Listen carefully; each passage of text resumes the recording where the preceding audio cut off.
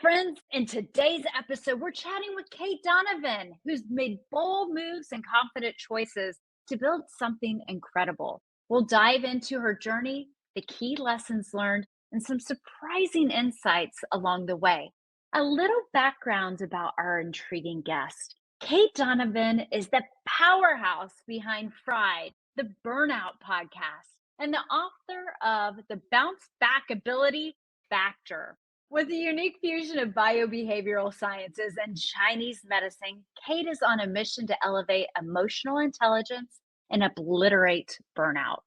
Her electrifying keynotes aren't just talks, they're game changers, offering transformative insights and actionable solutions that have made her a go to speaker for top tier global organizations. Get ready to dive deep into the science of burnout and emerge with the tools to thrive. Guess what? Because you're in for a ride today. Cait! Oh my gosh, thank you so much for being here on Bold Moves Confident Choices today. Courtney, I'm so happy to be here. Your background is so inquisitive, and I just can't wait to dive deeper into everything about Cait Donovan. So, before we get started, can you share a little bit more about your story? Yeah, the journey was a winding one that took me from Eastern medicine to Western medicine and back through South America and Europe and back. So there's been a lot of bold moves and changes along the way. I just rebranded recently, and the title of my brand is now Burn Bold, which when you Okay. wrote to me, I just started laughing and I was like, well, what are the chances? So I did a lot of following my heart. I started off as a pre-med student. I ended up in Chinese medicine instead. I met a man while traveling in Argentina, ended up married and living in Poland. Just my life has brought me lots of interesting places. I've done a lot of living in 42 years. Oh my gosh. I don't even know where to go I with know. all of that, Cait, because it is so layered and so interesting. How about this? Because I think the big question we're going to ask is going to take us down a road here. And Cait, what would you say is that big, bold, confident moment in your life that took things to the next level for you? I really think that the first one that set things on a very different course than I ever imagined was the choice to quit my pre-med program that I was getting a full scholarship for at Boston University, Wow. move from Boston to San Diego to start Chinese medicine school, which is a master's degree, but not well respected, if we're honest. Most people think acupuncturists learn in basements. I don't know what people think. Right. People don't understand that it's a 4-year master's degree and it's a very serious schooling. So I think that big shift from I'm living in Boston, I'm close to my family, they're only an hour south, I'm studying medicine the way I always thought I would, to I'm living in San Diego, right by the beach, I'm studying Chinese medicine and acupuncture and learning to meditate. Okay, Cait. So now I have to ask, what caused that transition? I took a class the second semester of my sophomore year at BU called The Sociology of Medical School. And we spent the semester reading a book by someone who went through the full medical school program and residency, etc. And it sounded absolutely miserable to me. And growing up in a family without a lot of means, in addition to that misery, I knew I was going to have at least $250,000 or more in student loan debt by the time I got through med school. So I was going to have all this misery that this person is talking about in this book, and I was going to be massively in debt. And I wouldn't really start my working life truly until after I was 30 because school takes so long. And then we talked about how you only get 6 or 7 minutes per chief complaint with your patient. And I was thinking, that doesn't make any sense. At the same time, I was taking a master's level course in meditation. My minor at BU was Eastern religion. The woman who taught the class was Livia Cohn. She's the world's foremost scholar of Taoism. And I went into her office hours one day and I was like, very much a hippie and living with people that smoked a lot of weed. And I was like, Livia, I always thought I was going to be a doctor. This is not the right path. I don't know what to do. She said, well, study Chinese medicine. I said, what the heck is that? That one sentence changed everything for me. Oh my goodness. Okay, so that one sentence changed everything for you.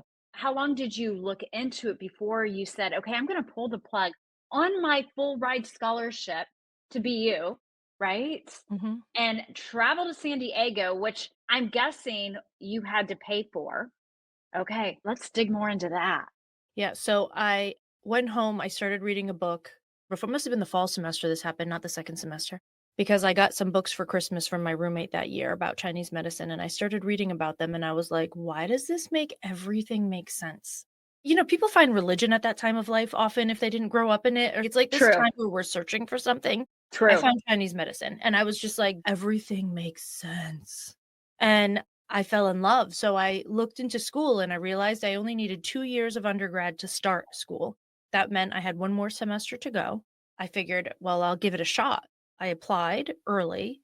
I got in providing that I finished that semester, and then I took the end of the semester, the summer, and the fall to work. So I was bartending and waitressing to earn money so that I could then pay for myself and my car to get out to California and figure it all out. So it was pretty quick, honestly, for that kind of big decision. My mother was like, "Cool." My father was like, "What is wrong with you?" Oh my goodness. I Yeah. am trying to process and imagine if I would tell my parents that. It I was mean, something. and to know at that age in your gut, Kate, that that was your calling is so impressive.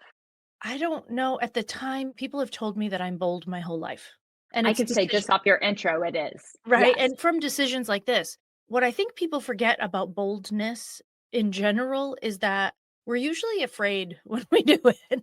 yes. Yeah, you're right. Right? Like, it's only bold, it's only courageous if you're actually afraid of it. If you're not afraid of it, then there's no courage involved. Very true. So, I did these things, and I felt like they were right for me at the time, and they were. But was I petrified? Absolutely. Yeah. Absolutely. So you go on to San Diego. You're getting your degree in Chinese medicine. What happens next? I feel like I am unfolding this book with you. So I'm in school. I'm one of the 2 youngest people in the entire school. Most people that go to acupuncture school are coming in as their second career. So they've worked for 10 or 15 years and now they're most of my classmates were around 40 and I was 20. I couldn't even get a drink my first semester of classes. It was it was really silly. I started school in January and I didn't turn 21 until August of that year, so it was interesting. Kate, can I just Yeah. interject real quick? You keep saying acupuncture school, but Chinese medicine. Can you just Yeah. share what that means for all of us before So you dive in Chinese further? medicine is the bigger umbrella term, and when you're in school for Chinese medicine, you're learning acupuncture, herbology, tai chi and qigong, different massage techniques, lifestyle and nutrition, anatomy, physiology, etc. Chinese medicine covers all of the different aspects, and acupuncture is one of them that is most well known that most people understand. Got it. Okay, awesome. You're in California, you're 20, you can't even get a drink, one of the youngest people in school. Okay.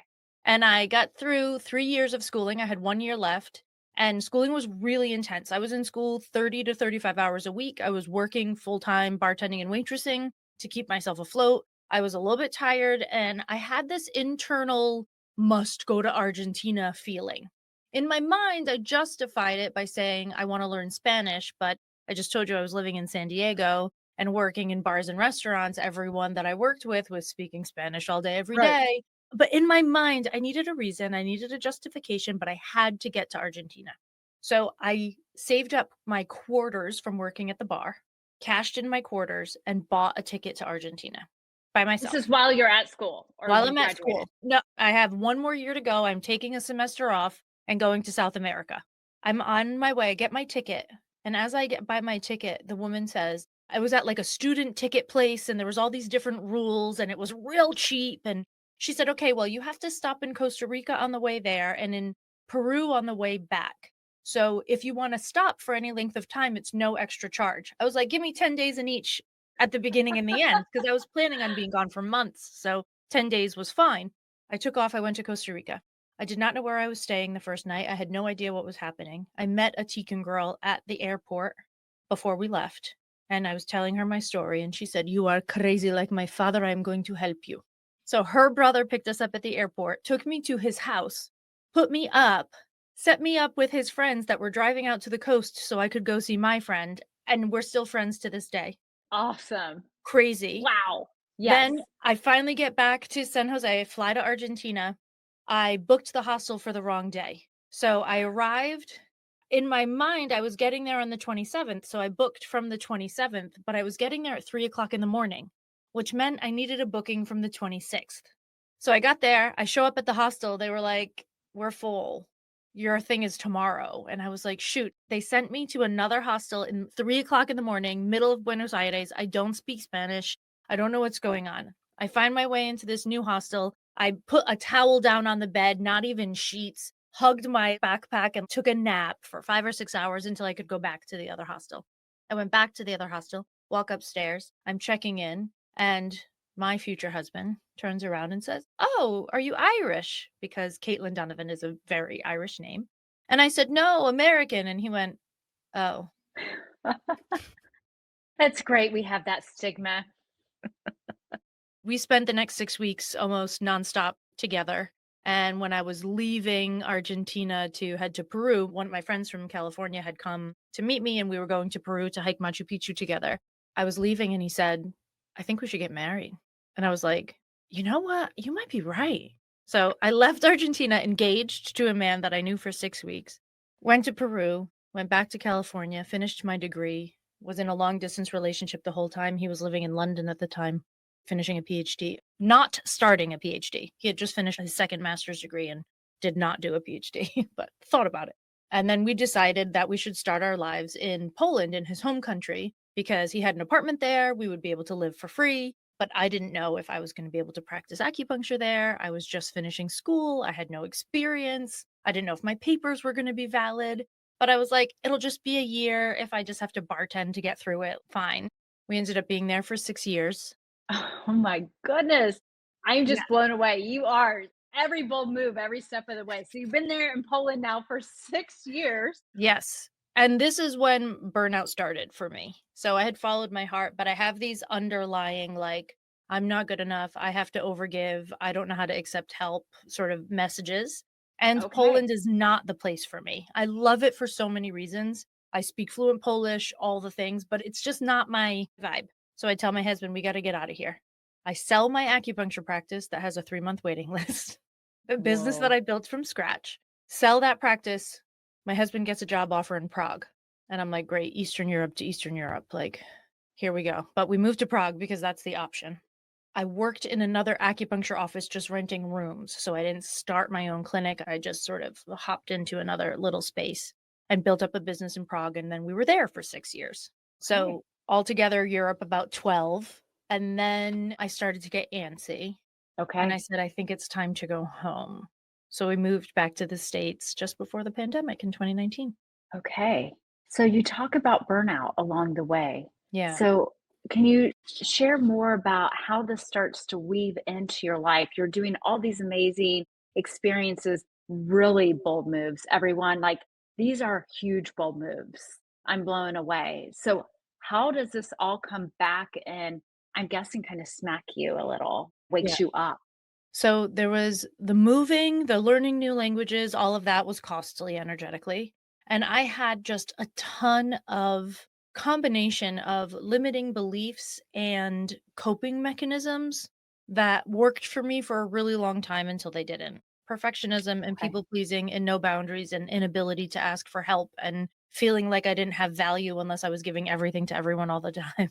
So Yeah. my acupuncture patients were paying for acupuncture, but getting acupuncture and life coaching. And if they needed a doctor, I was sending them recommendations to, I was doing all the things for all the people all the time. The only thing I was not bold about was taking care of myself. Yeah. Wow. So when that moment happens for you, what do you do? And bring us up to today, like how that has evolved to your book that you've written, Yeah. your keynotes, all of that. When I started digging into why people burn out at the time, this is 2016, so the research is minimal, and a lot of it was the same researchers that had been doing the same research since 1978. And they are wonderful and magical, and I'm so grateful for their work. And their work did not apply to me. I was a Hmm. female entrepreneur, and the work was based on doctors and or corporate workers. And I was Hmm. like, this is not my story. So I started gathering other people's stories and information for the book because I was at this point that this stuff needed to come out of my body.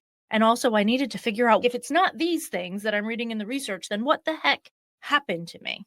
Right. And I'm not the person who did it alone. Like a lot of people that work in burnout will say, I figured it out all by myself, and now I'm going to help you do it better. I did not figure it out by myself. This was the first time in my life that I said, by myself isn't working anymore. As a Chinese medicine specialist, you're a stress management expert because you learn your whole entire 4 years of schooling is how different stressors affect the body according to the Chinese pathways. Like the whole thing. So I know more about stress than pretty much anybody, and this still happened to me. So what the heck?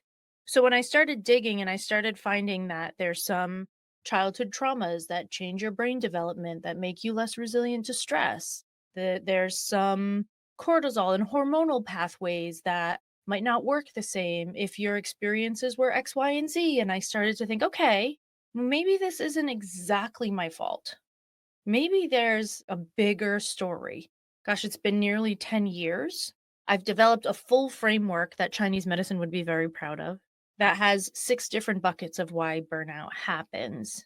And most of the time, there's no root cause for it. There's not one thing. So every time I see on Instagram, like the root cause of burnout, I'm like, no, ma'am. Burnout is Fascinating. death by a thousand cuts. Being parentified as a child, having a bully at work, living in an environment that doesn't support health, not having access to green space, not liking the color of your walls, becoming a perfectionist, having a parent that's an addict. It's all of those things Okay. before you get to the workplace, even. And all of the research is just about the workplace. You're right. And I'm You like, are spot on. that's a small view of a person's life. So as I developed these things, I started the podcast, wrote the book, and started speaking professionally and understanding really quickly that the way that I was speaking about burnout was very different than the average person who was coming in and saying, you can prevent burnout if you manage your stress well. People that burn out don't know that they're not managing their stress well. So they're never going to hear that message. Spot on. So I really started focusing at that point on what it means to recover from burnout and what it takes. And that was going to be my area. Like I am a burnout recovery expert because I think burnout prevention is BS. So, you know what's fascinating about this, Kate, is you have Chinese medicine. And if I'm right, it's the whole self. Back to your point, burnout is just not workplace. It's not one thing that's causing you burnout. So, you went back to your core foundational training of Chinese medicine and you're bringing forward new ways to help people through this process. And it's so fun. Oh my God. I love it. I love it. I might be having a girl crush right now on Kate, everyone, because she's so fascinating. She's got this great energy. I knew it before we even started, and she just got hearts. Again, I could keep talking to you all day, but what can you give everyone here to maybe help with some of that burnout right now? Just some teasers. And then if they need more, we can direct them your way. But what would you say today? Two things. And most people that are burnt out will be annoyed by both of these things because the first one doesn't seem big enough to make a difference, but it is. And the second is one that they don't really want to dig into, but here they are. The first one is something that we call foundational self care in my practice. Foundational self care is meeting the basic core needs of your body. The unofficial hashtag of Fried, the Burnout podcast, is pee when you have to pee because this is Very basic. very basic, super simple. But that means you can't write 3 more emails once you realize you have to go to the bathroom. That means that when you're thirsty, you have to interrupt yourself, go get a glass of water, and take a sip.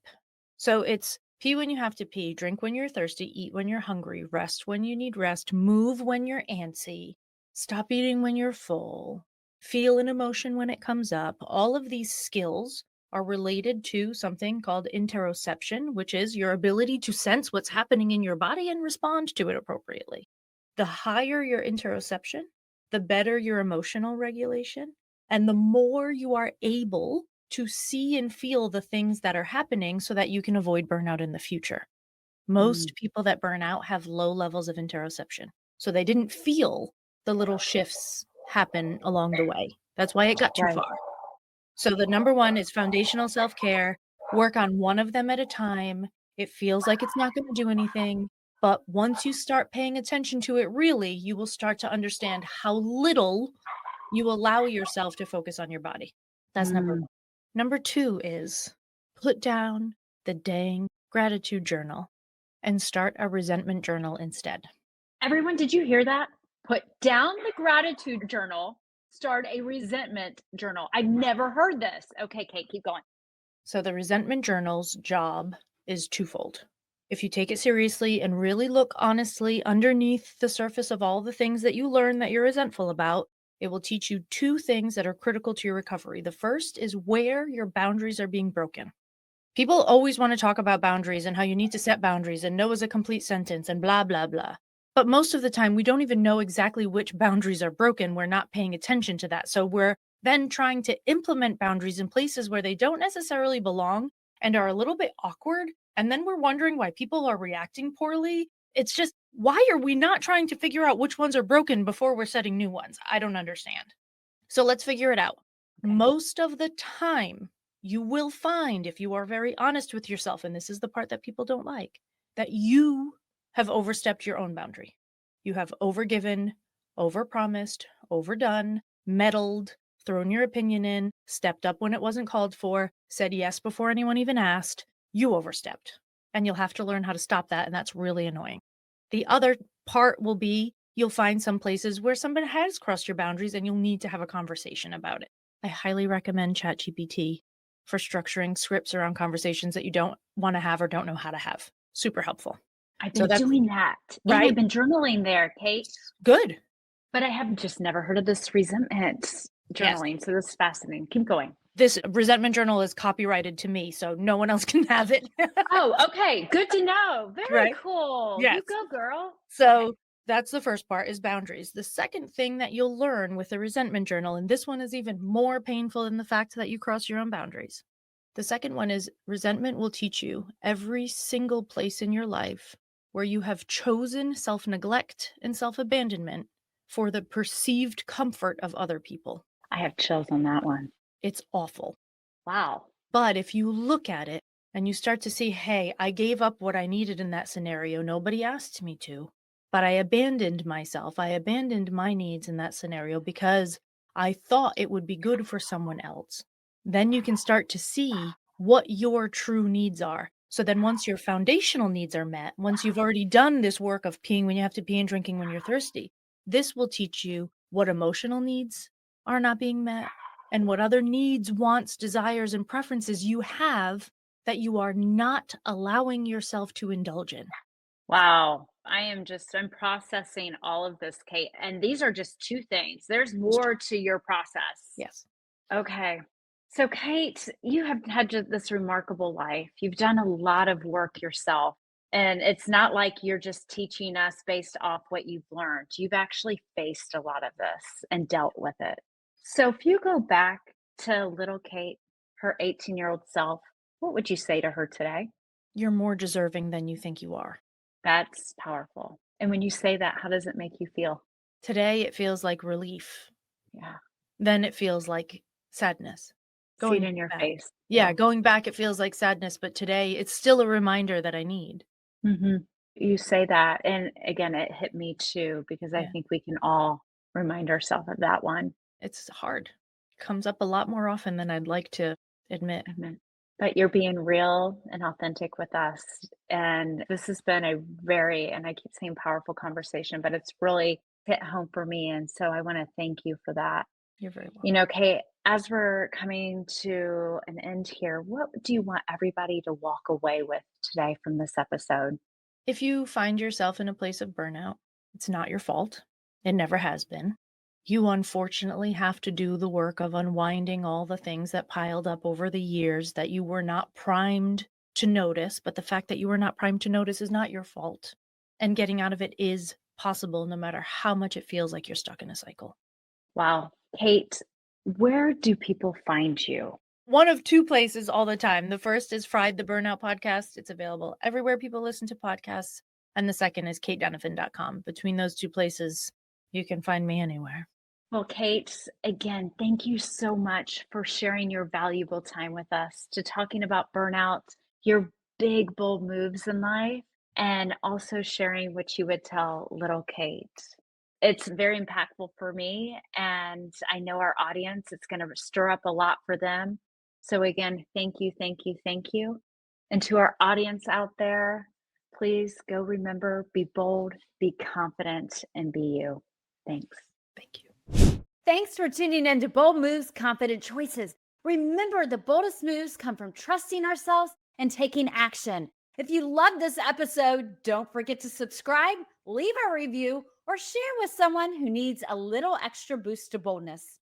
Until next time, be bold, be confident, be you. Thanks.